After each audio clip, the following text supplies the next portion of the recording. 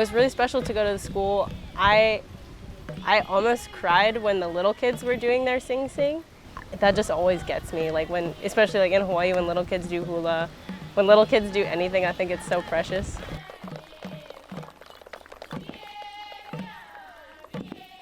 To see nearly 100 or more kids gathered together to come welcome us was just humbling and touching.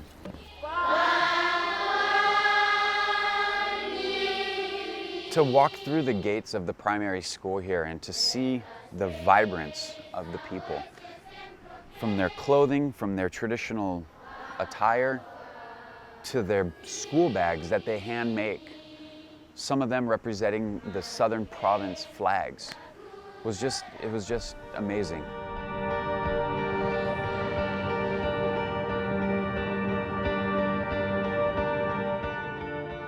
When that kind of stuff happens, is it like, do you think being quiet about it is easier to make it stop, or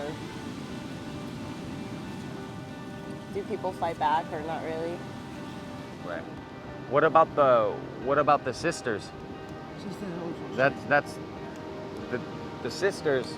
Why doesn't anybody help them? So I thought they were really brave and strong for sharing, certain things, but we'd have, raise your hand if you've had, they call it GBV, that's, gender-based violence. Every hand goes up. I think we have to start talking as women to be able to make that change. I guess the summary of it would be, her sister and her husband had 4 kids, and they all lived together, and the husband started being very, very abusive to this woman and to the kids. And one time he kicked her and punched her so hard that she started spitting out blood. And he had a knife, and apparently the wife got the children and secretly got them out a window. Some of them, a couple of them, but 1 or 2 of them were still there in the room. And then he just started hacking her legs off.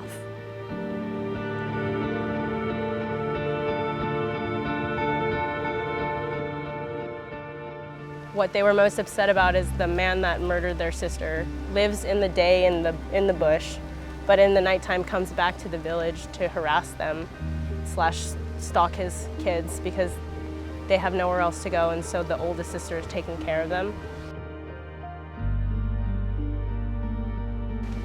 What they were really grieving about as much as their sister was the fact that when they tried to ask for help, like the men in the village, the police, nobody is helping them because they say like, oh, well, it was the man's choice. And basically I think at this point he can turn himself in, but the police aren't going to spend extra time and energy to go get him.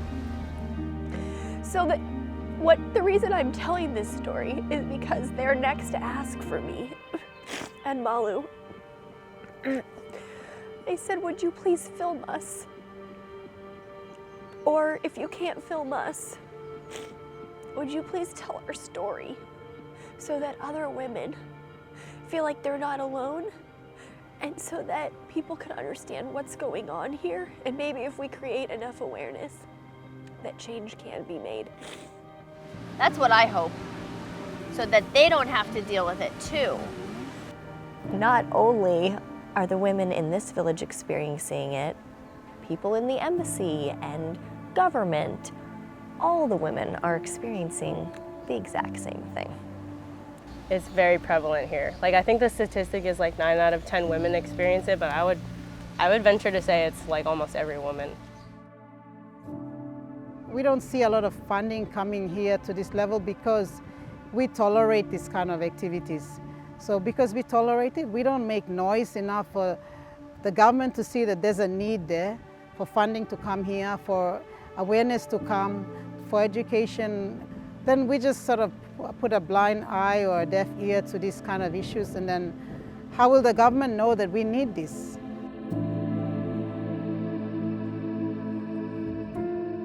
I just think that this isn't a Papua New Guinea problem, this is a global problem, especially when it comes to alcohol, when it comes to fighting, when it comes to peace. Like, this is a global problem. There's only so much change that like a foreign influence can present, but it really, change has to come from within a culture. It has to come from like women and men presenting new ideas and teaching and reforming how people think about things. And so that's where I commend Andy is also caring a lot and trying to teach men and be a role model and say that this is not right. He was saying that he was really happy that Cheyenne will be his legacy and that he's proud of him for everything that he does and all of the work that he does.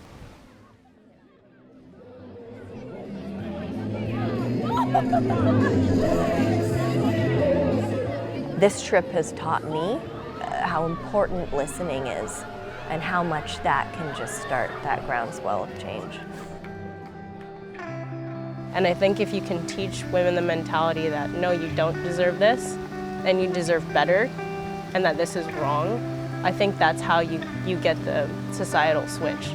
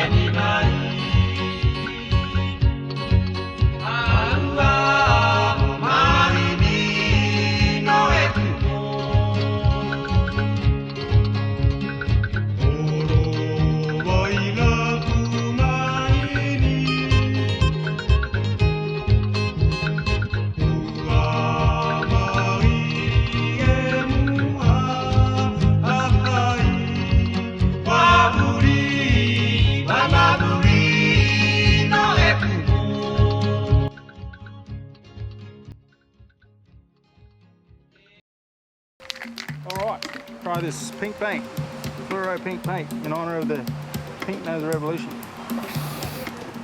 You know, domestic violence against women is a global issue. It's one of the fundamental issues that's undermining the fabric of all societies, regardless of race, creed, or colour. But more importantly, here in Papua New Guinea, we're seeing this issue undermining not only the immediate family, but undermining whole communities. The Pink Nose Revolution is really inspiring. I mean, as a woman and as someone who is a mother to a little girl, I think anything that empowers women is just absolutely amazing. And domestic violence is a huge issue anywhere in the world, but it seems to be prevalent here in PNG. So the fact that they're raising awareness through surfing and through the Pink Nose Revolution is just amazing. Okay. For me, like having a daughter and being a father, like that, the Pink Nose Revolution goes hand in hand with that. I want my daughter to grow up in a very equal environment that's both for men and women. And I really like the idea that the noses of the surfboards, they give the little girls are pink, and they're the ones that the girls get to ride these pink nose ones. And I think that changes, it empowers little girls, like this is my surfboard, I can do it too, just like the boys can. And maybe it makes the little boys think about little girls in a different way, and that you know, can transcend to other areas of their lives too.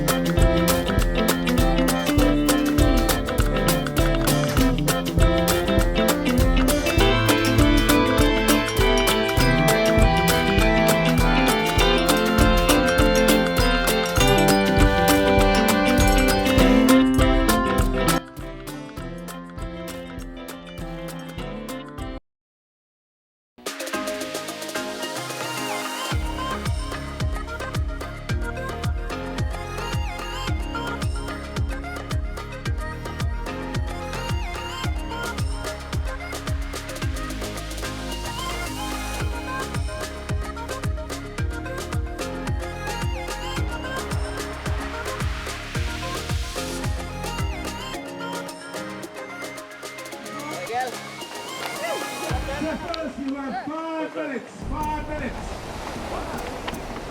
It sounds like domestic violence is a really big issue here, and since the country sort of run with old ways, it's really hard to get out of that, and it's really cool to see people pushing for, I don't know, equality of women, rights of women, and just against the violence that they suffer.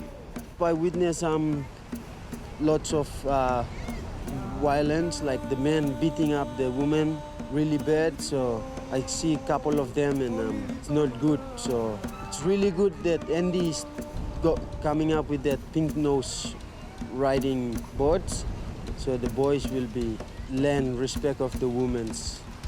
And you know, I think the Pink Nose Revolution really addresses that issue because it draws a demarcation line, it empowers women as well. So addressing those issues through the Pink Nose Revolution and also Surfers Against Violence Against Women, you see on our generic SAPNG t-shirts, it's really good, you know. We're trying our level best with the resources that we have as surfers to try to address social issues that usually have a big problem being addressed by our political leaders and other people of power in PNG and around the world. Click, click. Right. Click, click, talk PC. It was very good to share surfing with the local girl here, and I think I got close to her. But she's so passionate and she's so good in surfing, and the boys don't want really her to take her to other places. And she was happy to surf with me too on the same boards, and yeah, to just cheer for each other, like, go Ruthie, when she paddles out. And yeah, I think she's happy to see that other women's surf as well around the world. Pink Nose Revolution is something that when he started to talk to me about this, I was really thinking it was the best idea. It's a common issue and it's a worldwide issue. I wouldn't imagine that being a surfer, I could help this issue. And I think we all feel really happy and proud to help. If surfing community can help to fight against women violence worldwide, it would be amazing. The very big thing that I have a aim for is to empowering women in our own communities. That's why I support Andy Abel for the Pink Nose. You know, Papua New Guineans, we have the underestimation between men and women. So that's why I support Andy Abel for that. So when the first donations coming in, which was, I think, 2012, and that was from the One Talks from Australia. They have donated us some boards, and the boards was distributed in the 4 communities, and we shared in between. I'm very happy to see that this board has got a bit of pink in it. Yep. So we don't have to do too much work to pinken up the nose. We'll pink up this one. Yes. Thanks, Rachel and Caitlin. Really appreciate the donation. Thank you for doing what you're doing and promoting women who go surfing and having rights. Thank you so much for just this opportunity of bringing us here to Papua New Guinea. Papua New Guinea is never a place that I imagined I would be visiting, let alone have somewhat of an impact in. And so I'm just really happy to be here and that we can make a difference in this way. Thank you. If anyone, a boy or any man who's trying to using this board is one of the Gali guy. That's why the boys are, just because of the sign, they are aware of these boards. Many people around Papua New Guinea, they came in to watch the game and do all this.